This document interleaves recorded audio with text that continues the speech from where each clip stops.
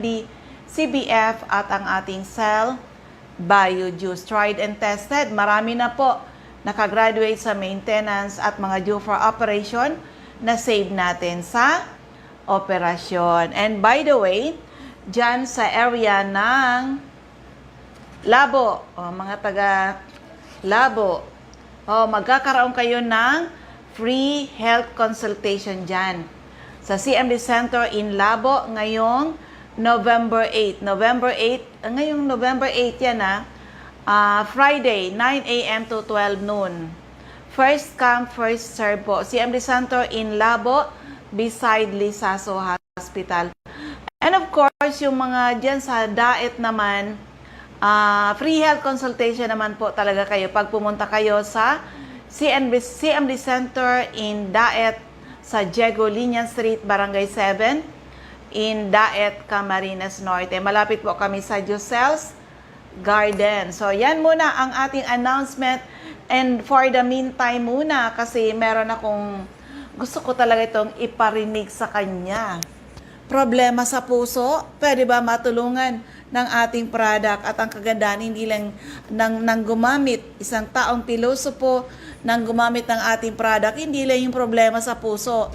Iba-ibang health problem niya ay natulungan ng ating produkto. Kaya yan, sana mapakinggan to ng aking batchmate na hanggang ngayon hindi makapag-decide kung iinom na ba siya ng CMD at CBF. Pero ito, pakinggan po natin. Okay, nandito kami ngayon sa Taipei International Airport.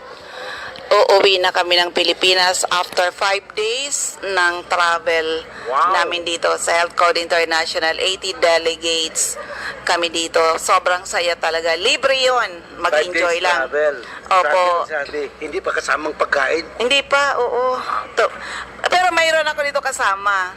Bakit kaya isang attorney nandito kasama namin? Siya na lang magpakilala. Attorney, pangalan, edad, at taga saan po kayo? Ako po si Attorney Nestor Luable. Edad ay 54 years old. Taga Cabuyao, Laguna po ako. Bilang attorney, ba't napunta kayo dito sa Health Code International? Ang una po talaga, nagkasakit ako. So nagkasakit ako, yung ginawa kong eksperimento ng asawa ko. Ginawa kang ginipig? Oo. Ano mga sakit yon? Sakit sa puso, sakit sa kung ano mga sakit-sakit dahil sa nag-complicate na. Pero ilan yung edad nyo po nung nag-umpisa yung mga karamdaman mo? At the age of 43 na attack po ako, nagkaroon po ako ng myocardial infarction. Dahil sa siyempre masunod rin ako sa doktor, sinunod ko po yung mga gamot kalaga. At after 4 years or 2016, nagkaroon po ako ng kidney trouble. Sa kainom ba yun ng mga gamot? Yes, parang doon nga kasi okay lang naman ang kidney ko dati. So, dahil sa nagkaroon ako ng kidney trouble, nagkuha kami na magpa-opera sa kidney. So, napunta kami sa National Kidney Transplant Institute or NKTI. Ang recommended sa akin ay operahan mo ng puso ko bago yung aking kidney. Kasi baka mamaya, pag opera pa ng kidney ay makumatos po ako sa operation. So, wala. Desperate. Umuwi kami. Hindi ako nagpa-opera. Bahala lang kung mamatay. Pero attorney, nagkaroon ka ng health problem at age 43. Before ba masasabi mong healthy ka? Before nung dumating yung mga health problems mo? Mayroon ako naramdaman bago dumating yung mga medyo talagang malala. Kasi graduate ako sa doctor in drinking and kung ano-anong bisyo, maliban lang po siguro sa drugs. Although nakatikim-tikim ako pero hindi yun ganun karami. Pero paano ka natulungan ng ating product? Ito nga po, so desperate po ako kasi puro na lang kung ano-ano pinapagamit sa akin ng asawa ko at hindi naman ako gumaling. Actually, dumating siya sa opisina, talagang sabi ko, wala na. So pagdating ko, talagang tinago nila yung produkto. Pagdating ko naman, galing akong hearing, ay medyo masakit yung aking tiyan kasi siguro sa stress, tense at saka gutom. So pag sabi ko ay, Ma'am Lay, masakit ang tiyan ko, pabili ka ng Ersiflora, agad yung pinapabili ko. So, binigyan niya ako ng tubig at pinainom sa akin. Sabi ko, sige, basta bilhan mo muna ako ng gamot ha. So, ininom ko muna ng tubig. Tapos, pinabayaan niya na ako. After ilang minutes, tinanong niya ko ulit. Sabi ko, kumusta ang tiyan mo? Sabi ko, okay na. Okay na. Ito, yun ang pinainom ko, yung sinabi ni si Richard. Sabi ko, ano na naman yan? Wala, hindi masakit pa rin. Although, nawala talaga, no? So, napaka-skeptics ko or cynical ako sa produktong yan. Parang hindi ako maniwala, basta wala akong nakita. So, yun, parang wala sa akin yun. Kinulit ka? Ang nangyari, kasi ayaw ko, nagpapainom na siya ng tubig na mayroon palang si MD. No? Hanggang sa pinapagamit niya sa akin. Sabi, inom ka lang ito kahit konti lang. Sige, tuloy lang, masunurin ako eh. Baka mamaya hindi ako masundan kung hindi ako sumunod eh. Napansin ko, yung palpitation ko nawawala. Yung panic attack ko nawawala. Dati, mula na attack ako hanggang sa gumagamit ako ng CMD ay hindi pwedeng magbiyaya ako ng malayo na mag-isa. Kasi kahit nagbabiyaya ko, bigla akong nakaramdam ng kaldag, tapos nagkakaroon ako ng panic attack, namumutla na po ako. At tataranta na po ako. Pero nung naumpisa na kainom na ako ng CMD at saka yung lalo sa CBF din, nawala na po yung palpitation ko, nawala na po yung panic attack ko, at saka naglalaro na ako ng basketball. At saka ibang basketball, naglalaro na ako ng kahit na anong games, no? Pero attorney, yung di ba gusto kang operahan sa puso, ay sa kidney mo na? Alin ba yung unahin? Actually, kidney yung gusto kong ipa-opera. Pero ang sabi ng doktor, puso muna. Kasi kung unang kidney, baka makumatos ako pag inooperahan pa ako ng kidney. Magkano yung kailangan i-ready mong pera para maoperahan ka? Yung sa puso, parang nabibigyan ko doon sa presyo eh. Kasi talagang sa Philippine Heart Center ako na-recommend. So, parang umaabot na, kulang lang naman ng milyon yung sinabi sa amin. Pero, parang pinabigyan ako ng problema eh, no? Sabi pa nga sa akin ng doktor, ang heart mo kasi parang fourth floor. Yung first floor at fourth floor, wala na. Yung third at saka second na lang ang nagpapangsyon. Sabi ko, kunting lindo lang ito, collapse na ako nito. Para bang naglalakad ako na kunting lindo lang ito sa buhay ko, nakukollapse na ako.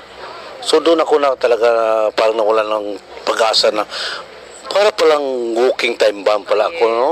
Lalakad-lakad ako, tapos biglang may magulat lang sa akin ako, magkukulaps na pala ako at saka atakin ako. Pero attorney, nung pinapainom ka ni madam ng ating CMD saka CBF, ilang weeks ba o months mo naramdaman na okay ka na talaga? Kasi di ko naman alam na pinapainom niya ako. Napapansin ko lang, pero siguro mga months yun, mabot ng months. So, kasi napapansin ko kasi may bala sa tubig pagka dinamihan niya eh. So, hanggang sa nasanay na ako sa lasa ng CMD sa tubig. Pero wala akong iniisip na gagaling ako or mawala yung mga ganong karamdaman ko. Ano? Kasi pag naramdam ka ng panic attack, hindi lang po yung panic attack eh. Nagkakaroon din ako ng stress sa sakit ko. Parang ang tingin ko, masakit ako. Hindi ako pwede magbuhat, hindi ako pwede hindi ako maglakad. Pagdating sa korte, matanong na ako ng judge ng 3 beses na mumutla na ako. Kung minsan napapansin ng judge yun. Sasabi niya, you better take seat muna, Atty. Lovely. Tawag ko ibang kaso. Nagkaroon kami ng ganong sitwasyon, no? Pero ngayon, bumabanat na ako sa... Bali, ilang taon ka nang nagtitake ng product natin. Power Trio na yun, attorney, di ba? Oo, Power. The combination of CMD, CBF at yung ating juice, at siguro nagdi-detox ka na rin, CR juice. Oo. Pero ano yan?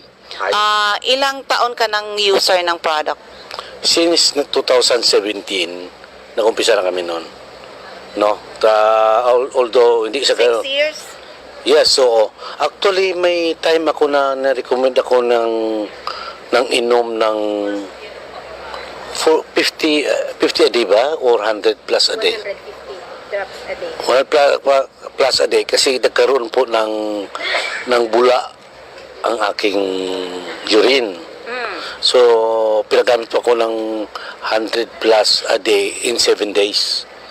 After 7 days na hinto ako, gumanda na po yung urine ko. Wala na po yung bula at saka yung amoy. Gumanda. So, hindi nangyari yung operation sa kidney at sa heart. Tama ba, attorney? Pero, nang nakita kita before, medyo haggard ka. Pero ngayon, parang bumata ka.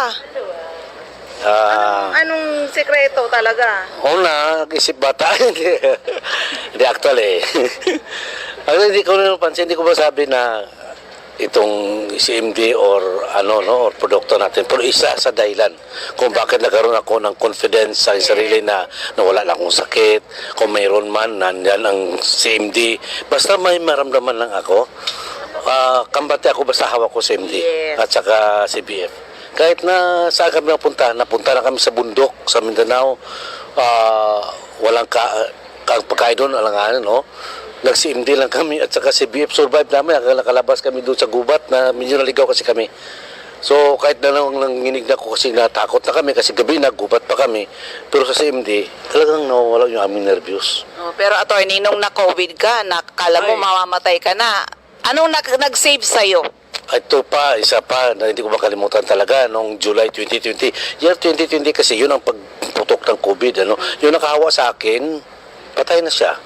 Pero ako naman, nung peak yata yun, hindi ko lang alam kasi hindi pa ako na-test nung araw na yun. Bigla ako namutla at pakiramdam ko huminto yung tibok ng puso ko. Sabi ko, paano ko gawin ito? Wala ko alam na gamot. Ang nangyari, naisipan ko ang CMD na aking inumin. Pero hindi po patak. Kinutsara ko po ito. Kasi wala na ko talaga nanginginig na ako parang paunti-unti nang dumidilim yung paningin ko. Parang unti-unti lang wala na ako ng lakas, parang matutumba na ako. So, ininom ko isang kutsara ng CMD.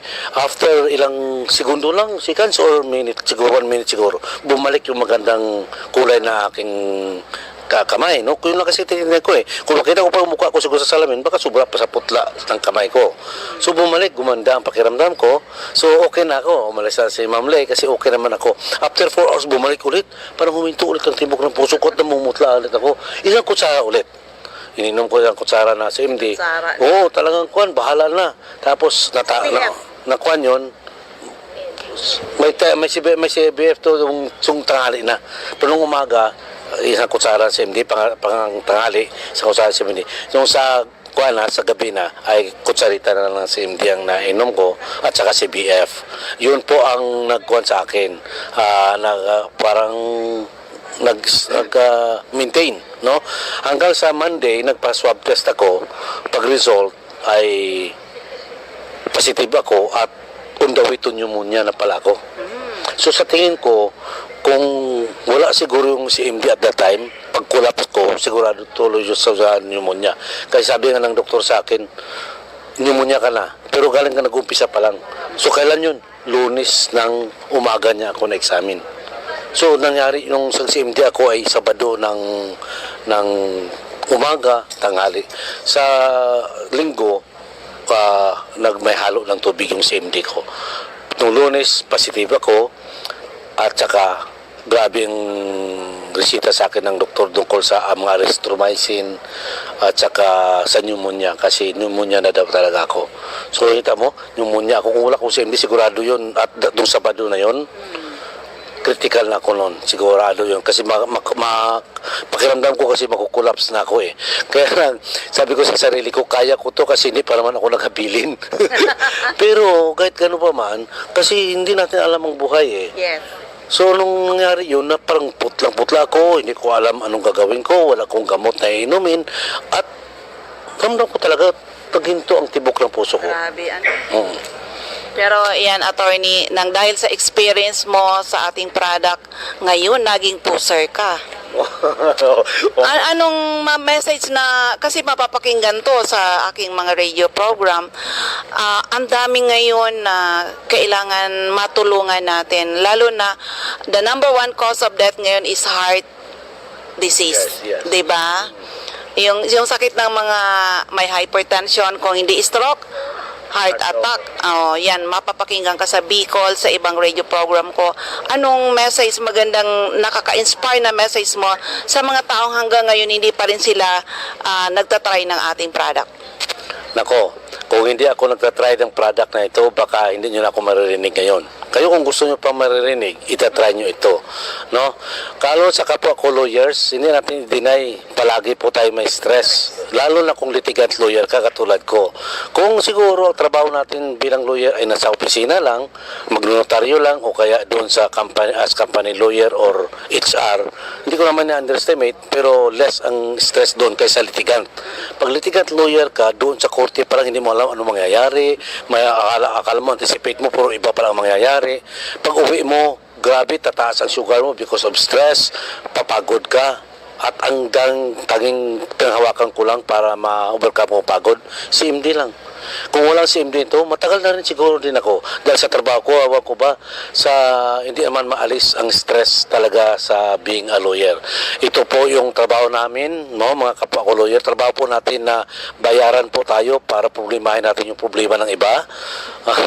Para ba tayo mukhang pera, no? Pero sa totoo lang, pag utusan po tayo na problemahin natin yung problema ng iba para matulog sila ng mahimbing habang tayo ay gising upang mag-aral. At pinag-aralan natin ito, kaya sa tulong ng CMD, CBF, may fellow lawyers, ito po ang makakatulong sa atin. Makaparelax po sa atin. Hindi po nga dahil ma-relax ang katawan natin sa pag-iisip natin. Kundi makatulong po ang CMD dahil mayroon po itong magnesium. Alam naman natin yung magnesium at calcium na nagpapa-relax ito ng muscle doon sa ating ugat. No? Hindi naman po ako doktor ko, fellow lawyers, ang tawag sa atin ay juris doctor, doktor rin po tayo, ano po, pero hindi po doctor of medicine. Pero from time na makarinig po tayo sa mga dalubhasa, sa mga experts, we know mga expert witness natin, no? Pag narinig po natin, naniniwala po tayo sa kanila at sinabi nila, laking tulong ang magnesium at calcium na nandyan sa CMD at saka sa CBF na yan. Subukan nyo lang pong uminom at maramdaman nyo at maranasan nyo yung naranasan ko. Kasi hindi naman po kaiba ang ating katawan. Yung katawan ko at katawan nyo, pareho po ang composition nito, component.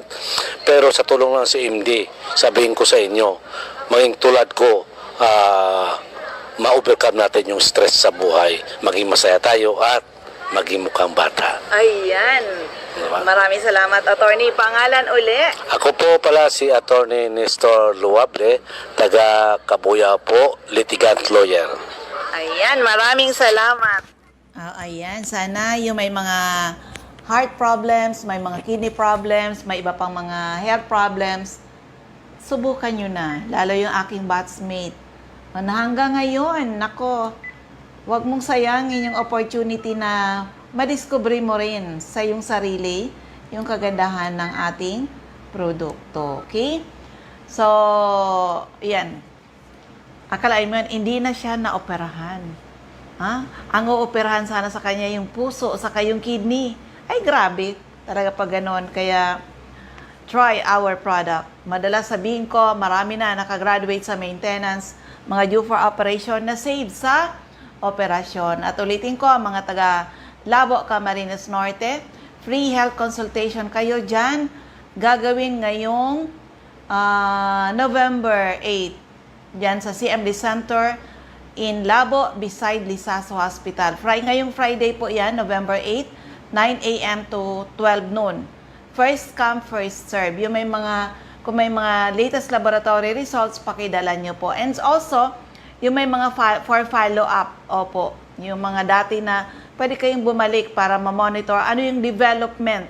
Kayo ba ay natutulungan na? Okay?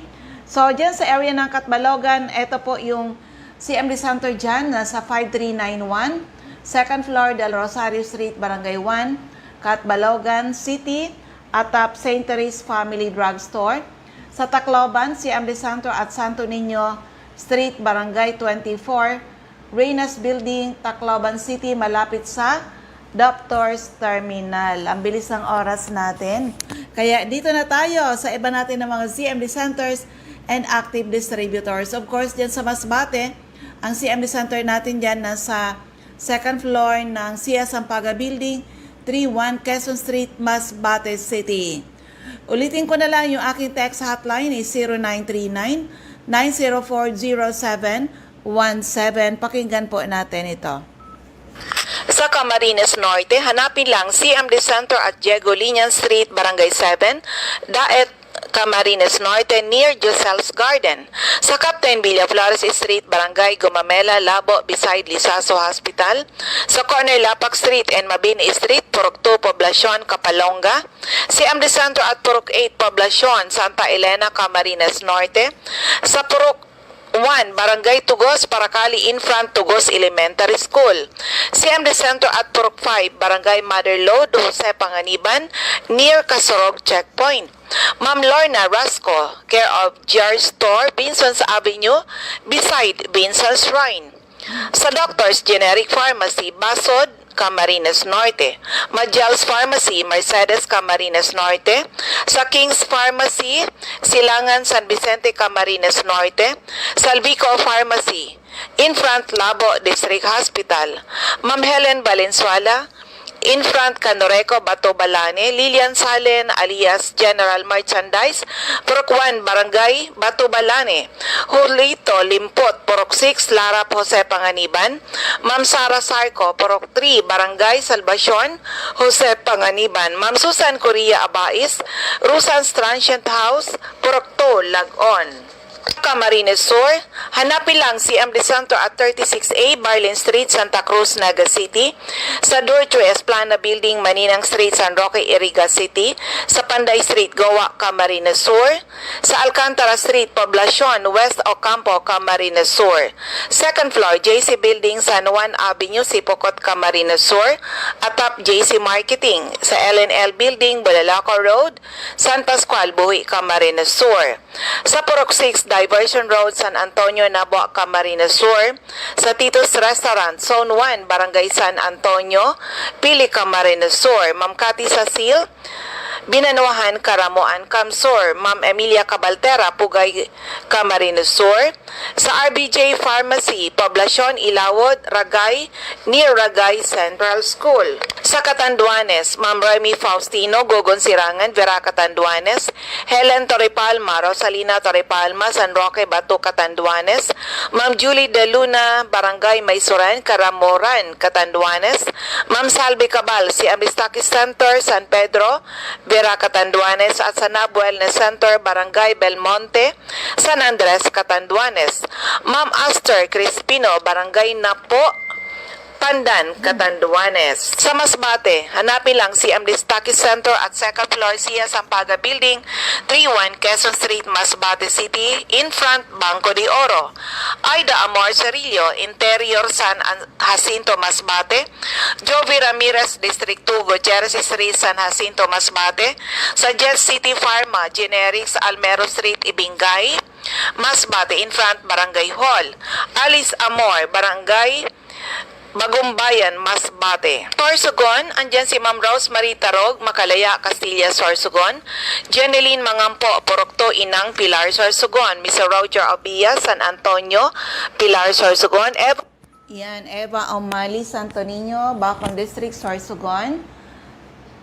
CMD Pharmacy, care of Ma'am Nelita Abion, Comadgad, Castilla, Sorsogon. Annabel Maquiñana at Danibel General Merchandise and Construction Supply, Centro, Pilar, Sorsogon.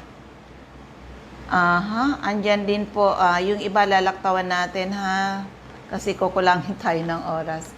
Sa First District, Balbay, Ma'am Cathy Credo, CNL Pasis Building, Arellano Street, BTV Albay, CMD Center, second floor, Center Point Building, at top 711, Siga Avenue, Tabaco City. Ma'am Emmy Clarete, San Juan, Tabaco City. Andyan din si Ma'am Michelle Biescas. Si Amistaki Center, AM Building, Magsaysay Avenue, corner Barameda Street, Barangay 7, Poblacion, Bacacay.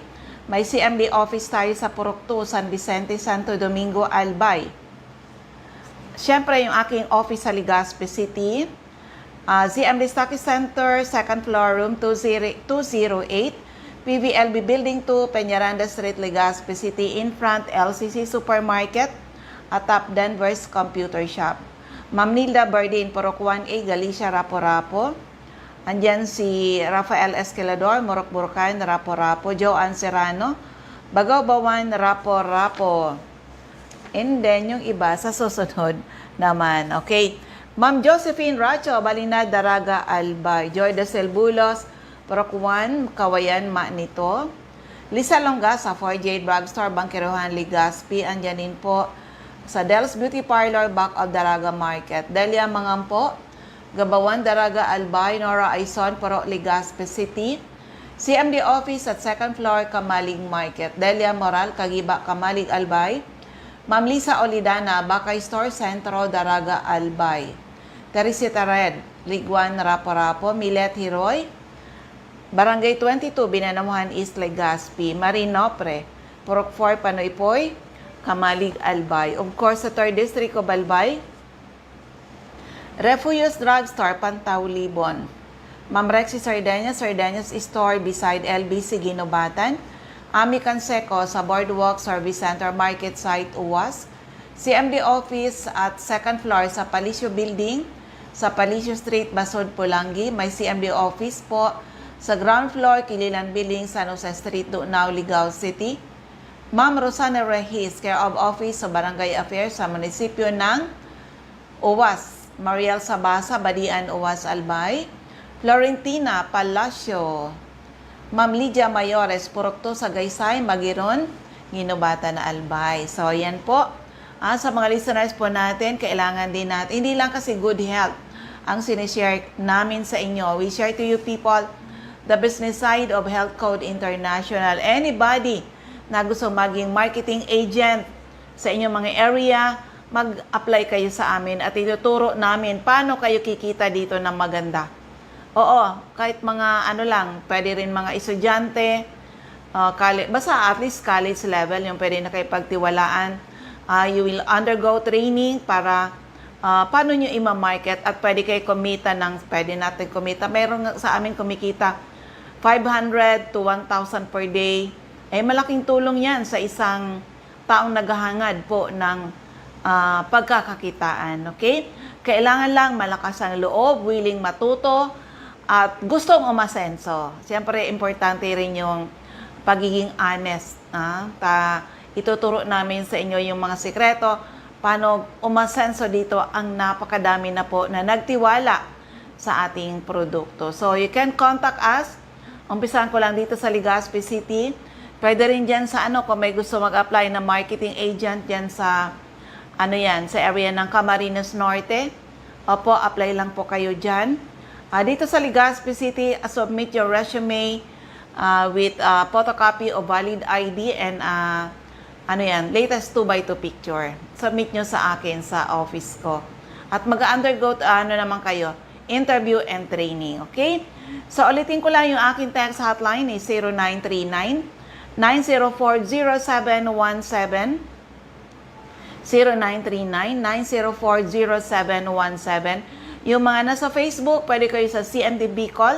Maraming salamat sa inyong lahat. Sana po ay matugunan ang aking misyon, ang aming misyon to help restore the health of people and hopefully someday, mas maraming tao ang magkaroon ng karapatan mag-declare sila naging healthy uli ng dahil sa ating mga produkto. Maraming salamat. God bless everyone. Bye-bye po sa inyong lahat.